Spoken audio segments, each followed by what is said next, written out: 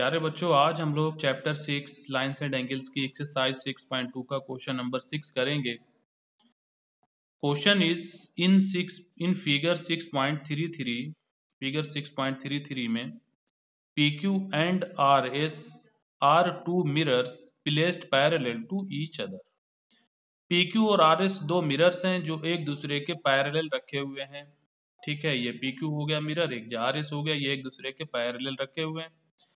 An incident ray AB strikes the mirror PQ at B, और एक incident ray AB mirror PQ पर B पर strike हो रही है। ठीक है, यहाँ पर गिर रही है, ऐसे में इस तरीके से ये फॉल हो रही है PQ पर, जो B पर टच कर रही है मिरर PQ को। उसके बाद रिफ्लेक्ट होकर ये BC के एलोंग मूव कर रही है। The reflected ray moves along the path BC, यही रे रिफ्लेक्ट होकर AB BC पाथ के अलोंग मूव कर रही है। And strikes the mirror RS at C, और वो RS मिरर को C पर स्ट्राइक कर रही है, मतलब C पर फॉल हो रही है। यही AB जो रे है, पहले जो इंसिडेंट हुई, फिर रिफ्लेक्ट होकर ये इधर आई और ये RS मिरर के पॉइंट C पर फॉल हुई। And again reflect the back along CD, और CD के अलोंग फिर ये रिफ्लेक्ट होकर मूव कर जाती है। Prove that AB is parallel to CD, तो हमें क्या करना है, यहाँ पर AB और CD को प्रूफ करना है। ठीक है, तो यहाँ पर जो लाइंस और एंगल चैप्टर है, इसकी प्रॉपर्टीज का यूज किया जाएगा, पैरेलल और ट्रांसवर्सल का यूज करेंगे, और साथ में यहाँ पर देखिए जो एंगल्स बनते हैं रेस के जरिए, लॉ ऑफ रिफ्लेक्शन से हम ये जानते हैं कि angle of incident angle of reflection के इक्वल होता है। इस प्रॉपर्टी का भी इसमें यूज करेंगे। तो चलिए इसका वर्किंग प्रोसेस को समझते हैं। First of all, draw a perpendicular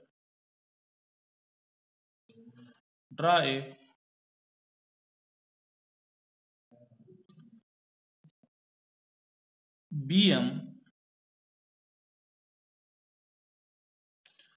perpendicular on PQ। BM जो परपेंडिकुलर है PQ पर ड्रा किया, ये इस तरीके से, ये लाइन जो BM है ये क्या है, परपेंडिकुलर है PQ पर। ठीक है, और इसी तरह से परपेंडिकुलर एक ड्रा किया मैंने CN किस पर, RS पर। ठीक है, एक परपेंडिकुलर BM PQ पर ड्रा किया और एक परपेंडिकुलर CN RS पर ड्रा किया। अब इस प्रोसेस में यहाँ पर कुछ एंगल फॉर्म हो रहे हैं, जैसे कि एक ये एंगल बन रहा है, इसको मान लिया एंगल 1, और एक ये एंगल बन रहा है, इसको मान लिया एंगल 2, एक ये एंगल बन रहा है, इसको मान लिया एंगल 3, और एक ये एंगल बन रहा है, इसको मान लिया एंगल 4। ठीक है, तो ये परपेंडिकुलर मैंने ड्रा कर लिए। BM परपेंडिकुलर PQ पर ड्रा किया और CN परपेंडिकुलर RS पर ड्रा किया। अब देखिए BM जो है ये PQ पर परपेंडिकुलर है। ठीक है, परपेंडिकुलर के साथ में जो एंगल बनता है, यानी इंसिडेंट एंगल और रिफ्लेक्टेड एंगल, ये इक्वल होते हैं। Therefore angle 1 is equal to होगा angle 2 by law of reflection. ये आपने पढ़ा होगा फिजिक्स में कि कोई जब रे किसी मिरर पर फॉल होती है तो वो नॉर्मल के साथ में, यानी परपेंडिकुलर लाइन के साथ में जो एंगल बनाती है, वही एंगल रिफ्लेक्टेड रे परपेंडिकुलर के साथ बनाती है। मतलब एंगल ऑफ इंसिडेंट इक्वल होता है एंगल ऑफ रिफ्लेक्शन के। ठीक है, इसको मान लिया इक्वेशन नंबर 1। इसी तरह से यहाँ पे जो एक लाइन ड्रा की गई है CN, ये परपेंडिकुलर है RS पर। ठीक है, similarly CN is perpendicular on RS, therefore angle 3 equal होगा एंगल 4 के bye law of reflection. Law of reflection से क्लियर है कि एंगल ऑफ इंसिडेंट इक्वल होता है एंगल ऑफ रिफ्लेक्शन। इंसिडेंट होने वाली रे नॉर्मल के साथ में जो एंगल बनाती है उतना ही एंगल रिफ्लेक्टेड रे नॉर्मल के साथ बनाती है, यानी एंगल ऑफ इंसिडेंट इक्वल होता है एंगल ऑफ रिफ्लेक्शन के। इसको मान लिया इक्वेशन नंबर 2। अब देखिए BM भी परपेंडिकुलर है PQ पर और CN परपेंडिकुलर है RS पर, और PQ और RS आपस में पैरेलल हैं, तो इसका मतलब ये BM और CN भी आपस में क्या हो गए, पैरेलल हो गए। ठीक है, BM और CN आपस में क्या हो गए, पैरेलल। अब देखिए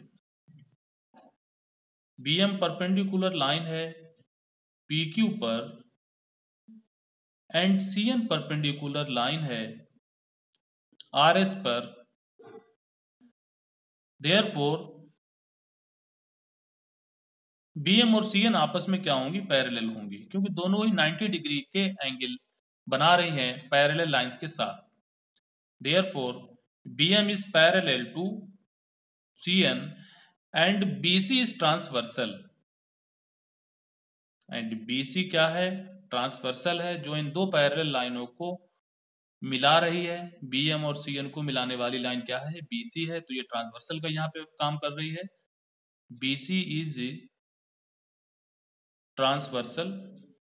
क्लियर है फिगर से, पैरेलल लाइनों को जो लाइन मिलाती है उसको ट्रांसवर्सल कहते हैं। तो ये BM और CN लाइनें पैरेलल हैं, BC इनको मिला रही है, तो ये BC क्या होगी यहाँ पे, ट्रांसवर्सल। ट्रांसवर्सल की अल्टरनेट साइड के एंगल इक्वल होते हैं, क्योंकि वो होते हैं alternate interior angle. Therefore angle 2 is equal to हो जाएगा angle 3, because these are alternate interior angles. इसको मान लिया इक्वेशन नंबर 3। अब इक्वेशन 1, 2, 3 को कंबाइन कर देते हैं। From equation 1, 2 and 3। ठीक है, इक्वेशन 1 कह रहा है कि एंगल 1 और 2 आपस में इक्वल हैं।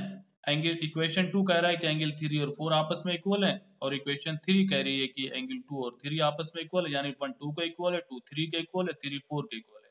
इसका मतलब ये तीनों एंगल या चारों एंगल ये आपस में क्या है, इक्वल है। From equation 1, 2 and 3 we can say angle 1 is equal to angle 2 is equal to angle 3 is equal to angle 4। चारों एंगल आपस में क्या है, इक्वल। देखिए 1 2 के इक्वल है, 2 3 के इक्वल है, 3 4 के इक्वल है, तो ये सब आपस में क्या होंगे, इक्वल होंगे। लॉ ऑफ ट्रांजिशन से 1 2 के इक्वल है, 2 3 के इक्वल है, 3 4 के इक्वल है, तो ये चारों ही आपस में इक्वल है। अभी आप दो दो करके आप ले लें। ठीक है, तो देयरफॉर अगर ये हम 2 2 का सम लें, यानी 1 और 2 का सम करें, तो ये 3 और 4 के सम के इक्वल होगा, बिकॉज इन तीनों की चारों की वैल्यू क्या है, इक्वल है। ठीक है, तो 1 + 2 इज इक्वल टू हो जाएगा 3 + 4, और ये 1 + 2 क्या है, एंगल ABC है। पूरा एंगल इनको मिलाने से बन रहा है हमारा, ये बन रहा है हमारा पूरा एंगल ABC। 3 + 4 ये कंप्लीट एंगल बन रहा है BCD, angle BCD। Angle ABC और BCD क्या है, अल्टरनेट एंगल है, क्योंकि ये ट्रांसवर्सल के अल्टरनेट साइड में बन रहे हैं। ट्रांसवर्सल BC के अल्टरनेट साइड में बन रहे हैं ये एंगल ABC और BCD, ये आपस में इक्वल है। अल्टरनेट एंगल जब इक्वल होते हैं तो लाइंस क्या होती है, parallel. Therefore AB is parallel to CD। ठीक है, तो यहाँ पे लिख देंगे since alternate angles are equal therefore AB is parallel to CD। Since alternate angles are equal, therefore line AB is parallel to line CD। Proof, यही proof करना था। Write down the solution of this question.